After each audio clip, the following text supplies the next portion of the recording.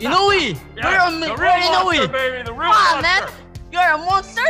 Motherfucker! No, you are no monster. You are a Chinese, Japanese turtle. Inoue scared me. Fuck, motherfucker! Come on! You next! What would you like to do? This is my plan. 3 people. First, Recon Dogs finish. Yep. And second, Donaire. And next, Inoue. Sa matatalim na salita kung papaano tibagi ng kalaban, ay dito po mas nakilala ang tinaguriang pambansang angas ng Pinas na si General Casimero, na kung saan ay dumating pa nga sa punto na hindi na nagugustuhan itong kanyang mga kalaban ang kanyang mga salitang binibitawan, na naging dahilan kung bakit nakilala bilang isang maangas na boksingero itong si Casimero. At ang boksingero talagang nakatikim ng mabibigat na alaskahan kay Casimero ay ang boksingerong tinatawag na The Monster ng bansang Japan na si Naoya Inoue. Simula nang hindi naikasa ang laban nila ni Inoue na naka-schedule na para sa pag-iisa ng 3 titulo, ay dito na po nagsimulang banatan itong si Casimero na maanghang na salitaan itong si Inoue, na takot di umano sa kanya kaya naman nagdadahilan lamang para makaiwas dito sa kanilang naikasang sagupaan. Hindi nagpaawat itong si Casimero na maliitin pa ng husto itong si Inoue, na dumating pa nga sa punto na tinawag niya na itong The Japanese Turtle, na nakatago di umano dito sa kanyang shell at pili lamang ang mga hinaharap na kalaban.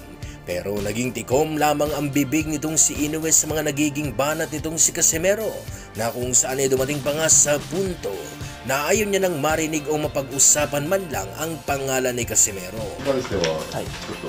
もうカシメロに関していいんじゃないですかそんなに別に話すこともないですしもう試合をしたいといういやいや、まあだから決まればやりますし、まあ、そのぐらいなんでやめましょうカシメロそんな特に話すこともないですよ。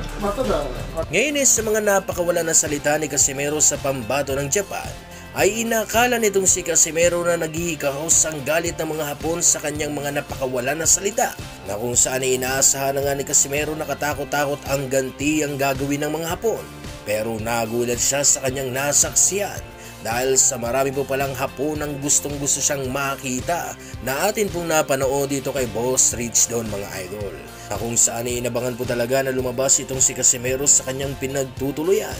Kaya naman ay patunay lamang ito na hindi talaga galit ang mga Hapon dito sa ating maangas na kababayan.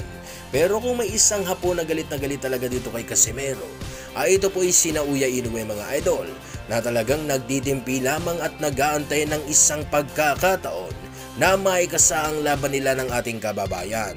Ngayon sa magiging laban ni Casimero at Inoue ay sino nga ba para sa inyo ang mananalo sa laban na ito? Ang halimaw ba ng bansang Japan o ang pinakatanyag ngayon na boksingero dito sa Pilipinas? I-comment nyo na po yan sa ating comment section para sa gayon ay atin niyang mapag-usapan. At para mabalik na rin sa pinangyarihan ay kaya naman ihahain ko po sa inyo ang naging bakbakan nitong si Inoue at Stephen Fulton.